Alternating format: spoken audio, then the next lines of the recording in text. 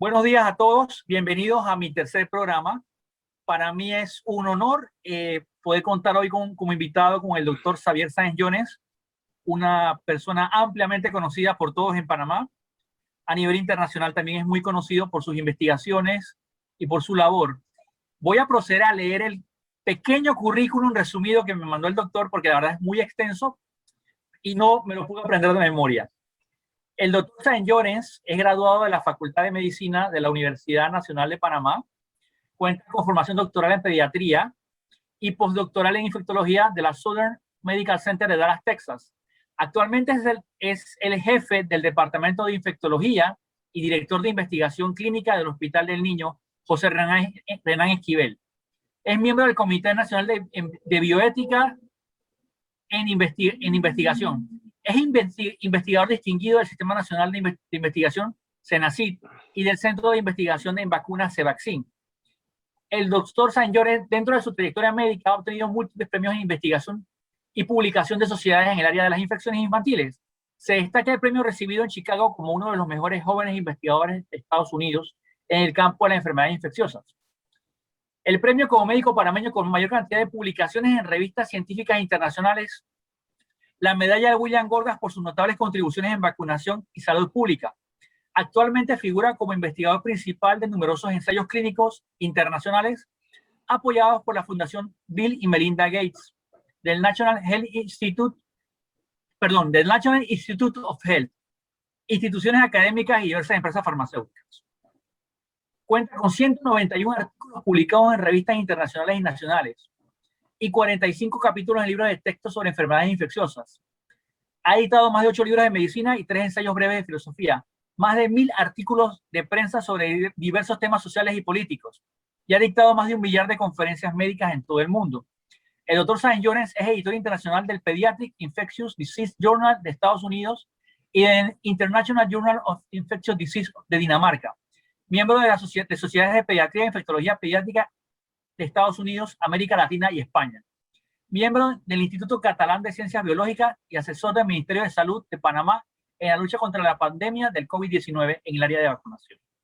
Además, es decir que todos en Panamá tenemos una deuda de gratitud con usted, doctor, por su trabajo, por su valentía, por salir al frente. Yo me recuerdo cuando esta epidemia comenzó en marzo, que todos en familia esperábamos que usted hablara después de las 6 de la tarde en las noticias de la tarde, cuando se dirigían al país y decía cuáles eran la situación del virus, los avances, las medidas a tomar. Y quiero felicitarlo porque sé que también ha sufrido bastantes ataques injustos, porque primero que todo, esta pandemia nadie la pidió, nadie la esperaba, ninguno estábamos preparados para esto y todos hemos sido afectados. Y el día de hoy se ve que las acciones que usted tomó, las acciones que ayudó a tomar a decidir, dieron como resultado y salvaron muchas vidas en Panamá, como lo fue la cuarentena, que fue totalmente necesaria y fue la decisión más inteligente en vista que todavía no había una vacuna. Esto permitió darnos tiempo para el desarrollo de la vacuna y para empezar a recibirla. De hecho está que gracias a su asesoría, Panamá ha conseguido ser uno de los países con mayor rapidez en la vacunación. De hecho, ayer anunciaba la persona encargada del gobierno que antes de octubre vamos a tener 4 millones de dosis de vacuna. Lo que yo estimo para octubre es que creo que podemos estar llegando al 80% de la población de Panamá, lo que creo que sería la inmunidad de rebaño. Sin más interrupciones, dejo al doctor Sáenz Jones para que nos dé unas palabras y nuevamente de parte mía, de mi familia, le agradezco por su trabajo y por habernos cuidado y por haber protegido nuestras vidas y haber salvado tantas vidas, doctor. Bueno, a ver, en primer lugar, la verdad que te agradezco, Luis, por la oportunidad de estar contigo aquí en este programa que es muy escuchado en el país, para hablar básicamente del tema de la pandemia y de las vacunaciones y cualquier otra interrogante o duda que se tenga, ¿no? Como bien has señalado, y yo creo que lo has dicho muy bien, este virus ha sido una incertidumbre para todos, en ciencia y en no ciencia. Y hemos aprendido muchísimo. Lo que sabemos hoy, evidentemente, pues no lo sabíamos al principio de la pandemia y se han ido corrigiendo muchos desaciertos, muchos errores y hoy ya estamos en una mejor posición con base en toda la información científica generada para dar recomendaciones que sean más útiles y poder salir de la pandemia cuanto antes para beneficio de todo el país. Así que te agradezco la oportunidad. Gracias a usted, doctor. Primero que todo, yo, igual que usted, a nivel de ciencia, creo en los hechos y los datos, no en especulaciones. Este virus, cuando se definió en marzo que lo que estaba pasando, no se sabía cómo actuaba, no teníamos información, teníamos muchas suposiciones, había información sesgada, de parte de China no tuvimos toda la información en un principio y no se sabía cómo actuaban. De hecho, ya tenemos la información que tenemos ahora, ojalá lo hubiéramos tenido en un principio. Cómo se contagiaba, el tema de las superficies, las fumitas, todo ese tipo de cosas, cómo se destruye el virus incluso, que gracias a Dios es bastante sencillo, no sabíamos cómo actuar.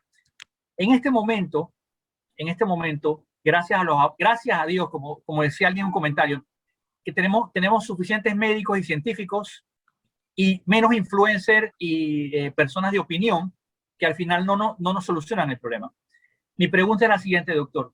En vista de la vacunación y cómo está avanzando el tema de la vacunación en el caso puntual de Panamá, ¿para cuándo, según los cálculos y los estimados de lo que cuando está llegando la vacuna, estas 4 millones de dosis nuevas, cuándo deberíamos tener una inmunidad que nos permitiría regresar a como estábamos antes de la pandemia? Bueno, eso es una predicción que no es fácil No me imagino. de comentar porque puede estar sujeta a algún margen de error, evidentemente, porque la vacunación del país no solamente depende de la voluntad del país, sino que depende de las entregas que se den semanalmente de vacunas. Y como hemos visto, no solamente en Panamá, sino en muchas partes del mundo, ha habido retrasos en las entregas por problemas de producción y por algunos otros problemas, ¿no? Así que, y como hay una gran demanda mundial, Panamá evidentemente apenas un país de todo el mundo que también está buscando su forma de salir de la pandemia. Así que depende de muchos factores. No obstante, yo creo que Panamá, el gobierno en general, ha apostado por dos buenas vacunas. Pfizer, el 80% de las vacunas que se van a recibir van a ser de Pfizer, un 20%, un 10% de AstraZeneca y un 10% de las que se puedan conseguir con la plataforma COVAX de la Organización Mundial de la Salud, que por ahora han sido AstraZeneca, ¿no? Y en ese sentido, no, yo siempre digo que nosotros estamos pareciéndonos como un mini Israel, ¿no?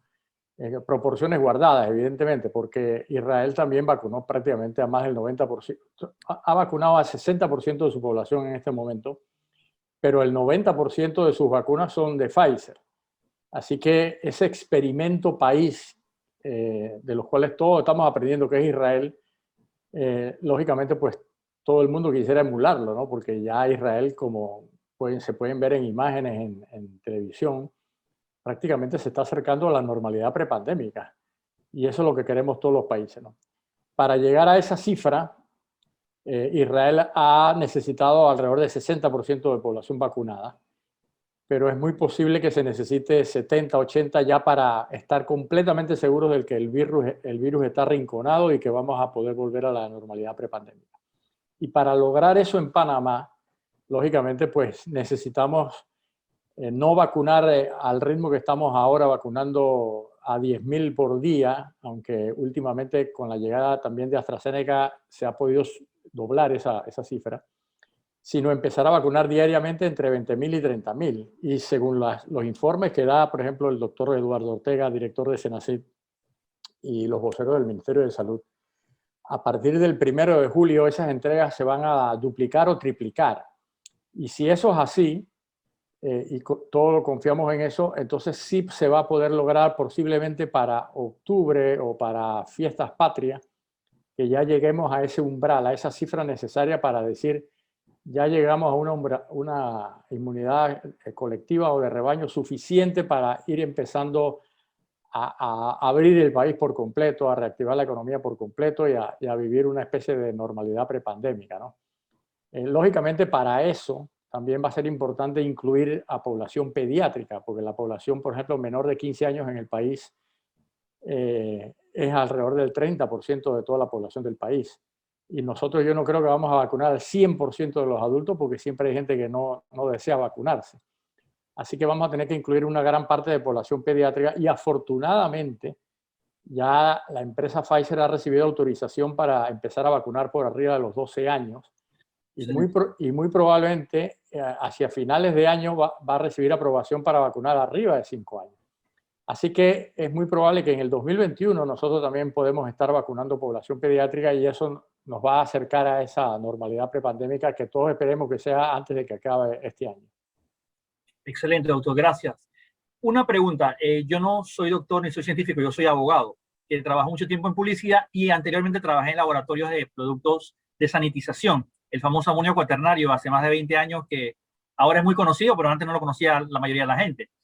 ¿Qué sucede? Tengo entendido que una ventaja de llegar a vacunar la mayor cantidad de gente es que no le permite al virus, una vez que infecta a alguien, poder mutar, como sí pasa con la gente que no está vacunada, creo que es lo que se teme en el caso de India. A mayor gente vacunada, la cepa del virus tiene menor probabilidad de mutar y generar una infección un poquito más virulenta, más fuerte. ¿Es así, doctor, o me equivoco? No, por supuesto, en la medida que el virus se replique más rápido, se propague, haya más cantidad de contagios, la posibilidad que tiene el virus de cometer errores en su replicación hacen que se produzcan las mutaciones, ¿no? Entonces, en la medida que la gente esté vacunada, aunque sea con una sola dosis, eso disminuye la posibilidad de que se propague el virus, disminuye la carga viral en la garganta, disminuye la tasa de contagio. Y eso es una forma de aminorar el surgimiento de variantes resistentes que pueden ser peligrosas. Así que la emergencia de variantes y su propagación depende básicamente del ritmo en que en los países se esté vacunando y sobre todo, diría yo, y eso es bien importante, sobre todo con vacunas que impacten la transmisión. Porque las vacunas en general, las 10 vacunas que se están usando en el mundo en este momento, protegen contra enfermedad grave, contra hospitalización, contra muerte. Y eso evidentemente es lo más importante en salud pública. Pero hay vacunas que protegen más contra la transmisión, contra la infección. Y esas vacunas muy probablemente sean mejores para evitar la emergencia de resistencia y para llegar más rápido al umbral de rebaño, ¿no? Y en esa categoría está, por ejemplo, la vacuna de Pfizer, la vacuna de Moderna, un poco más atrás quizás la vacuna de AstraZeneca, la vacuna de Johnson & Johnson. Y de último quizás las vacunas estas inactivadas de la China, que quizás no impactan tanto la transmisión, aunque vuelvo y repito, también las otras vacunas protegen contra la enfermedad grave, que es lo que queremos, ¿no? Nadie quiere morir ni hospitalizarse por esta enfermedad. Okay. Algo que veo, doctor, y hay cosas que nos ha traído también cosas buenas que nos ha traído la pandemia, como el avance en la medicina, en ciertas partes de la tecnología, en ciertas partes de la limpieza. Por ejemplo, ha descendido los resfriados, las enfermedades de gastroenteritis, porque nos hemos cuidado. Por ejemplo, el tema de la mascarilla. Si una persona está resfriada y quiere salir, lo mejor, incluso después de la pandemia, es que usa una mascarilla, porque de esa forma también se evita el contagio. Creo que son cosas positivas que nos deja, no sé si me estoy equivocando. No, lo has dicho muy bien. De hecho, una ganancia colateral de los confinamientos, de las mascarillas, del distanciamiento físico, etcétera, ha sido que en el 2020 desapareció la gripe y desaparecieron otras infecciones respiratorias que afectan, por ejemplo, a niños, el virus respiratorio sincicial, que afecta mucho a niños pequeños y que es una de las causas principales de hospitalización en el Hospital del Niño, por ejemplo. Okay. Y eso desapareció durante la pandemia y seguramente estuvo relacionado al confinamiento, al distanciamiento, al uso de mascarillas, etc. Así que eventualmente cuando nosotros estemos ya en la normalidad prepandémica y empecemos el Gorga nos empieza a decir que están circulando algunos virus, sobre todo en la época lluviosa, que es cuando circulan más los virus respiratorios, es bueno que nosotros mantengamos algunas de estas medidas en vigor para protegernos de cualquier otra infección respiratoria, ¿no? Usar la mascarilla, distanciarse, no estar abrazándose, evitar el contacto con gente que tiene resfriado y no ir a trabajar o no ir a la escuela si uno tiene síntomas respiratorios. Esa es la mejor medida de no infectarse, claro, de cualquier virus respiratorio.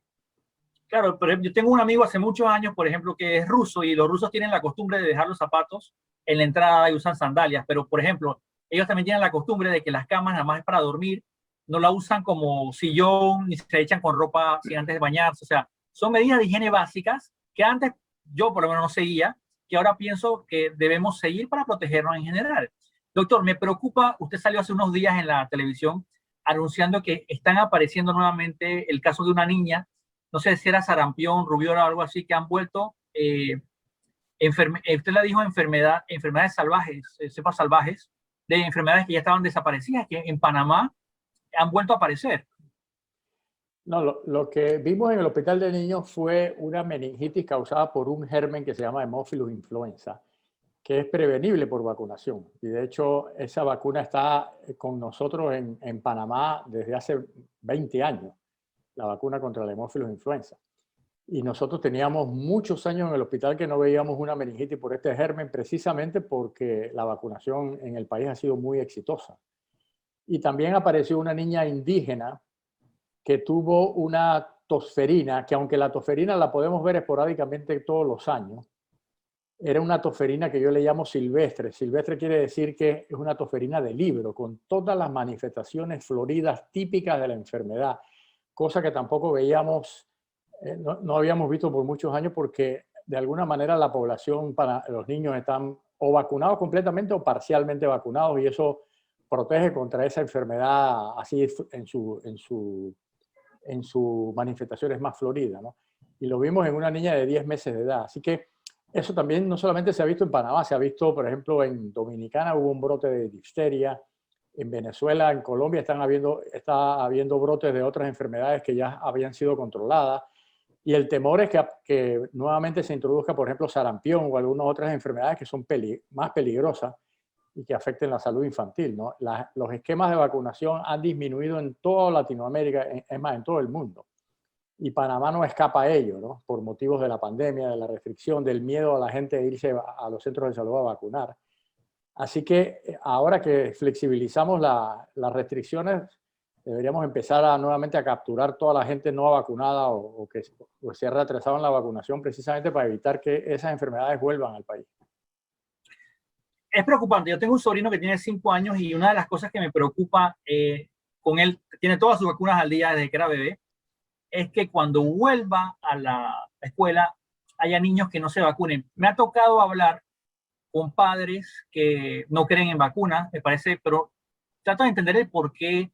Y de hecho, tengo alguna gente conocida que me dice, yo no me voy a poner la vacuna porque es una vacuna que no se ha probado contra el COVID, dice, y el ADN te lo modifica. Digo, mira, si te metes en internet vas a ver que no funciona así, son inactivados, les trato de explicar lo poco que sé, pero no entienden, o sea, son gente que se sesga a información de gente que, o son gente que tiene algún tipo de interés creado, o algún tipo de problema mental, o algún tipo de limitación, porque, o sea, la información es pública, notoria y conocida, o sea, las vacunas son seguras. Voy a poner un ejemplo, la gente no sabe, pero el hecho de si tomas vitamina C, también puedes tener efectos adversos. O sea, no existe, creo que nada en el mundo que puedas tomar que no pueda generar en algún punto y mediante alguna circunstancia algún efecto adverso. Incluso tomar demasiada agua te puede causar daño. Si exageras, claro, es algo muy exagerado. Entonces, veo que hay mucha gente que está sesgada, pero generalmente el 99% no son médicos ni científicos. En general, creen en estas teorías de conspiración o en estos planes que no sé dónde los sacan, maquiavélicos, que no tienen ningún fundamento.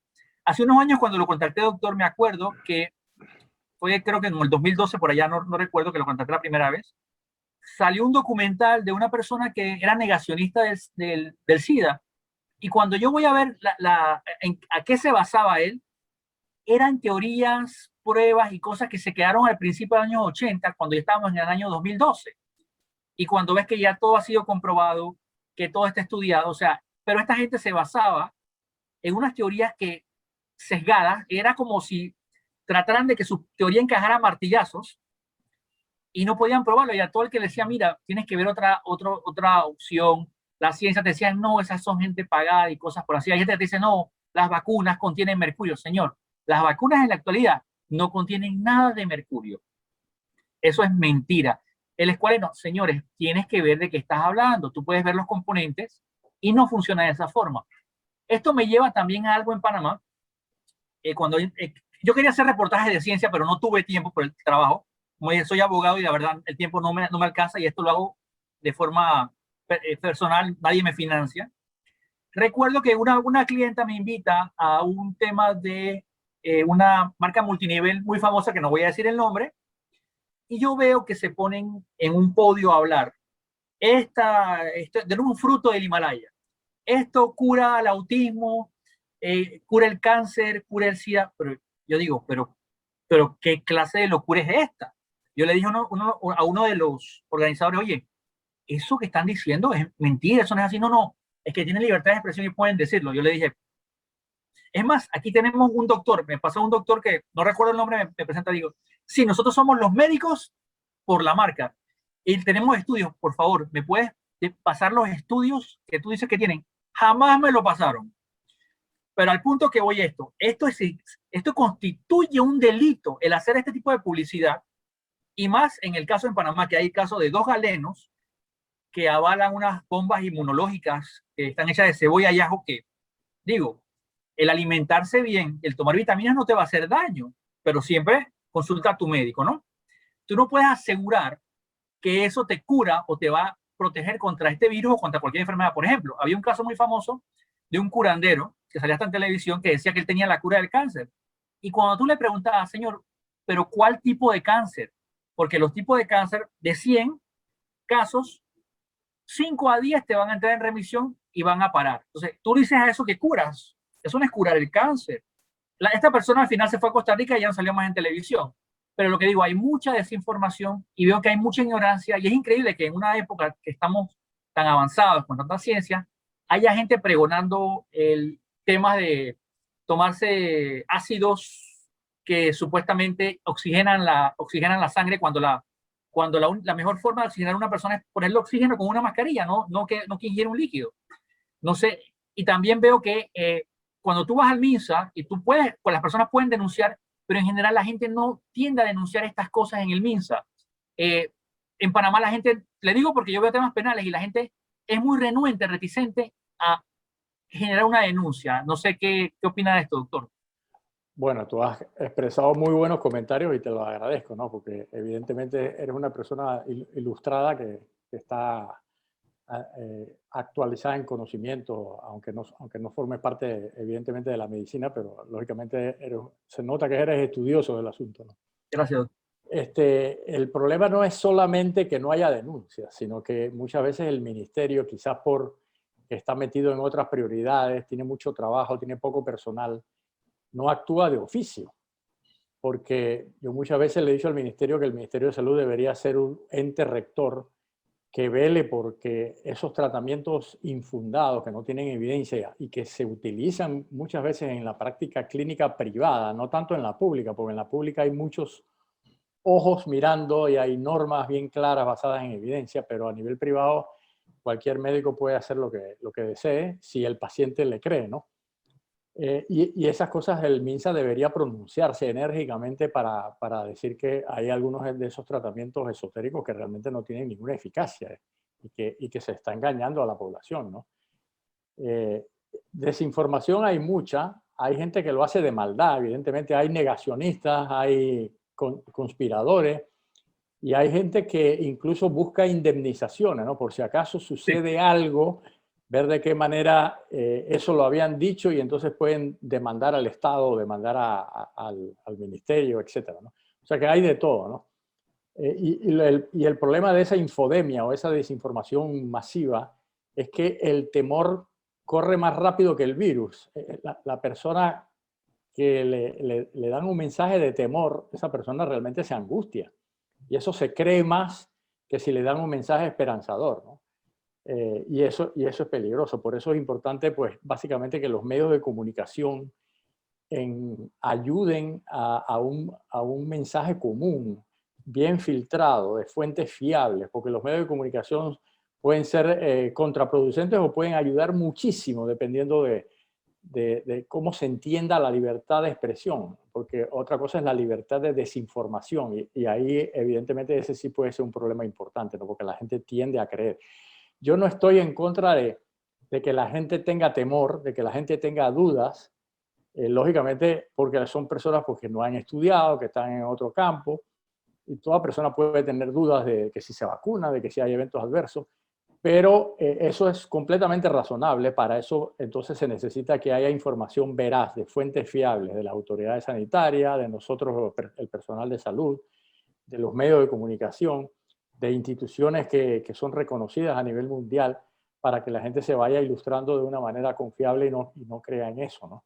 Porque las consecuencias de creer información falsa son tremendas, pueden ser incluso fatales. De hecho, ahí se han preconizado algunos tratamientos que ya se sabe que han sido abandonados en la mayor parte del mundo porque no tienen ninguna evidencia de eficacia y que pueden tener eventos adversos. Como bien dices tú, todos los medicamentos, todas las vacunas tienen algo de eventos adversos. Y ya se han ido abandonando muchos de esos tratamientos y esos tratamientos, yo siempre decía que le daban una falsa sensación de seguridad a la persona y lo que conllevaba eso era que la persona entonces buscara tardíamente la consulta, la atención médica.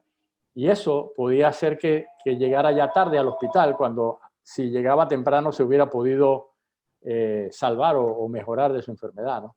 Así que eso hay que tener mucho cuidado con la infodemia y con la desinformación. Sobre todo, doctor, yo siempre le he dicho a la gente, como lo que le dije a ese supuesto médico, me dijo, mira, muéstrame el estudio, muéstrame en qué revista has publicado, como en su caso, doctor, que usted tiene muchas publicaciones en revistas prestigiosas. Ahí se caen normalmente las mentiras, cuando muéstrame el estudio, muéstrame la información. De hecho, en Twitter es muy común y la gente no sabe lo delicado que es publicar algo en Twitter, difamar o insultar a alguien en Twitter. Le digo porque yo he hecho demandas, querellas penales con delitos contra el honor.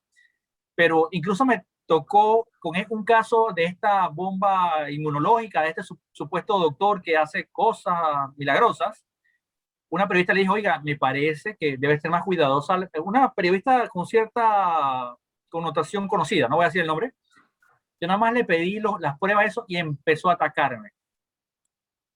Yo dije, bueno, está bien. O sea, yo simplemente hago una pregunta lógica. Tú estás afirmando algo, muéstrame las pruebas. Porque como usted bien dice, darle a una persona algo ácido, creo que se llama dióxido de cloro, o decirle que con ajo y cebolla vas a mejorar, me parece sumamente irresponsable, me parece algo que puede incluso ser algo dañino porque puedes causar la muerte de la persona y todo lo que conlleva eso para la responsabilidad que conlleva a nivel penal y todo para la persona que lo hace. Pero es algo que he notado bastante y lo he notado no solamente en el campo médico, incluso en el campo veterinario lo he visto. La gente tiende no a denunciar.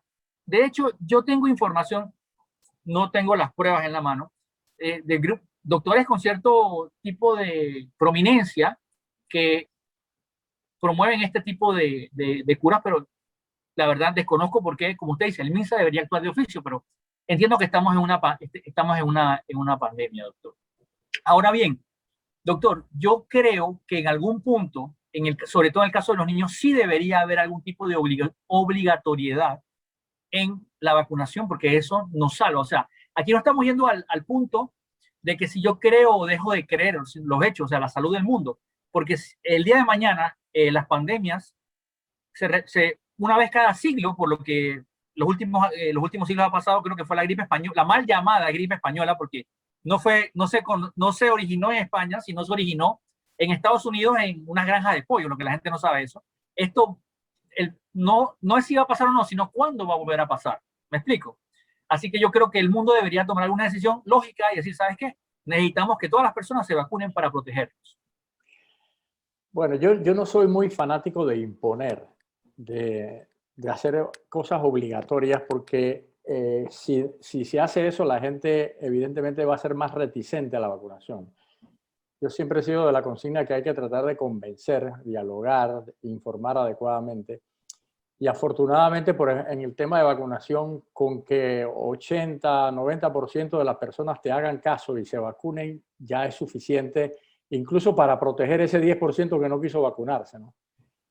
Pero la vacunación es un tema de solidaridad humana y de empatía, ¿no? O sea, yo no me estoy protegiendo yo mismo, sino que estoy protegiendo a los demás. Y si yo no me vacuno, yo pongo en riesgo a los demás, a mis familiares, a mis amigos, a mis vecinos. Entonces es una cosa, es un asunto de solidaridad humana. Si ese concepto prevalece de no vacunarse, no hubiéramos podido erradicar la viruela, no hubiéramos podido estar a punto de erradicar la poliomielitis que dejó muertes y parálisis por millones en el mundo. Así que es un asunto de solidaridad humana, de pensar en el prójimo y de protegernos todos, ¿no? Así que yo estoy a favor, pero yo estoy a favor de convencer, no obligar. Quizás, por ejemplo, en los hospitales yo sí estoy un poco más, soy más fanático de que todos los médicos, todas las enfermeras se vacunen contra gripe, por ejemplo, porque nosotros estamos atendiendo pacientes y estamos poniendo en riesgo a los pacientes si nosotros no nos vacunamos. Aparte de las ausencias laborales, por supuesto, ¿no? Que también entorpecen la labor de un hospital, ¿no? Pero en poblaciones generales yo creo que es mejor convencer que imponer. Y ojalá, pues afortunadamente Panamá y muchos países de Latinoamérica son pro vacunas por ahora, la mayoría de la gente, ¿no? Pero estamos viendo, por ejemplo, en gran parte de los Estados Unidos, sobre todo en los estados más republicanos, o en los seguidores de Trump, o en los seguidores de Bolsonaro, y en algunas regiones de Europa, cómo los activistas pro vacunas están incrementando de una manera preocupante. Doctor, la muestra de todo esto, gracias a Dios en Panamá, gracias a Dios es un gran país. La vacuna de AstraZeneca, que la gente tanto criticó, los conspiradores, esta gente que busca hacer daño, difamando por gusto, para que la gente no se vacune, en Panamá apenas llega la vacuna a los 2 casos, se acabó en minutos, se acabó los cupos. Yo intenté incluso, pero no pude. Y es algo bueno que en Panamá dice que la gente es pro vacunas, la gente es consciente, la gente usa la lógica y la razón, y eso tiene un resultado positivo. No es como en otros países. Tengo un amigo que me contaba que, por ejemplo, en Miami hay gente anunciando, puedes vacunarte, no importa si eres extranjero, si no tienes cupo, ven a vacunarte. O sea, porque hay una gran parte de la población que no se está vacunando. Eso sí puede traer muchos problemas, doctor. Así es, así es. Doctor, ¿qué cree usted porque esto que gracias a Dios ya está pasando, y esperemos que en los próximos meses se solucione el problema de la pandemia, ¿qué medidas debemos tomar para prevenir? Porque no se puede prevenir lo impredecible, pero ¿cómo podríamos estar mejor preparados para la próxima pandemia? Como usted sabe, no es si va a pasar, sino cuándo. Esa es una muy buena pregunta y ojalá que esta pandemia haya tenido tanto aprendizaje que eso sea uno de los legados de esta pandemia, ¿no? El estar mejor preparados para la próxima que seguramente va a venir, ya sea por otro coronavirus, por otro virus de la gripe o por cualquier otro microbio que pueda propagarse pasando fronteras, ¿no? Y eso va a venir, eventualmente que va a venir, ¿no? Porque uno de los, quizás de las razones más importantes es que la especie humana está invadiendo el hábitat de los animales, se está yendo a los lugares donde los animales pues, viven y hay mercados culinarios que manejan animales que son silvestres, hay también todo un contrabando de venta de animales exóticos que pueden tener virus y realmente todos los animales tienen microbios en su garganta, en su tracto respiratorio. Y alguno de ellos puede pasar al ser humano a hacer el salto de especie y empezar a causar problemas, ¿no? De hecho, por ejemplo, en murciélagos se han identificado millares de especies de coronavirus distintos. Oh. Y eso quizás el murciélago no va a ser el vector que nos infecte a nosotros, pero el murciélago infecta a un animal silvestre o un animal doméstico y ahí es donde puede venir el salto al ser humano, ¿no? Así que debemos primero prepararnos mejor desde el punto de vista ecológico, gastronómico.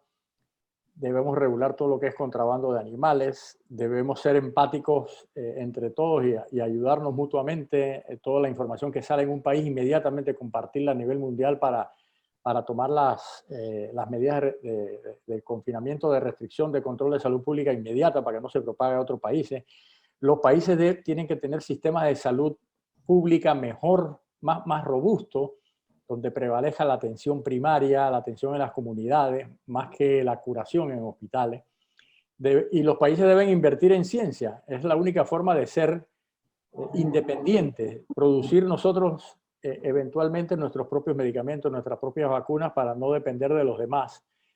Porque lo que hemos visto, por ejemplo, en la pandemia es que algunos países ricos se han acaparado las vacunas y hay una inequidad tremenda desde el punto de vista de vacunación a nivel mundial, ¿no? Entonces, inversión en ciencia, inversión en salud pública, empatía y todo lo que tiene que ver con el control del medio ambiente, cambio climático, control ecológico, etcétera, ¿no?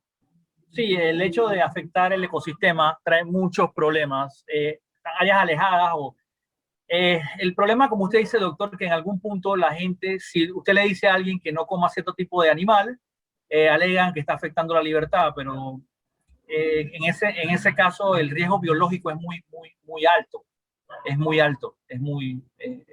puede ser abrumador.